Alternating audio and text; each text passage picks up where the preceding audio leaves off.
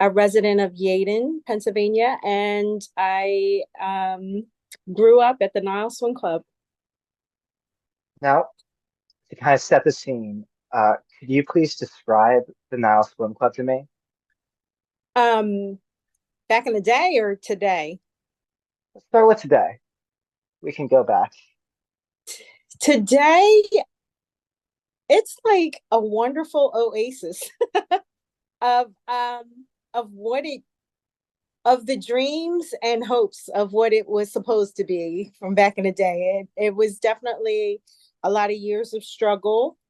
Um, and sometimes we weren't sure if we would still be open on some days that as an employee, um, sometimes we were, afraid we wouldn't even be open. But today it has just grown into such a phenomena. And I'm so excited about all the energy around Love that. the swim club. Yeah. I worked Saturday night and I I'm a nurse, so I ended up being at work late and had to go straight from work to church. So I had my Nile Swim Club sweatshirt on with my scrubs. And I forgot I had it on. And the amount of people that came up to me asking about the Nile Swim Club just based off of the logo that I had on my sweatshirt it was thrilling.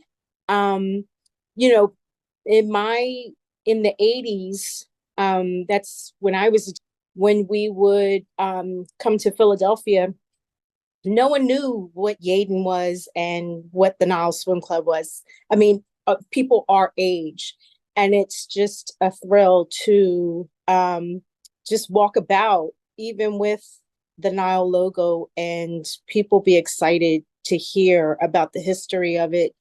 And, you know, they're interested. Oh my goodness, you're from Yaden, and what's it like there? And do you belong to the swim club? How can I be a member? I mean, it was just nonstop. And I'm in the nursing ministry at my church. And so people come into the office and they're like, oh my goodness, tell me about the Nile. I heard about it. There's a book out. And, so it's exciting for it to be a conversation these days. Yeah, you mentioned this idea. You kind of got into it a little bit, but like it's an oasis of hopes and dreams. Could you tell Yes. me, could you like expand on that? Um, so when I was growing up, I guess, um, in the 80s, not the Nile was kind of on its struggle. So we heard about what it was in the 60s and 70s, but in the 80s and 90s, the Nile was sort of struggling and sort of a place where um for fear of it closing, um we always knew the purpose of why the Nile was there in the first place. My best friend's father and is actually Mr. Bill Mellix, William Mellix, the Mellix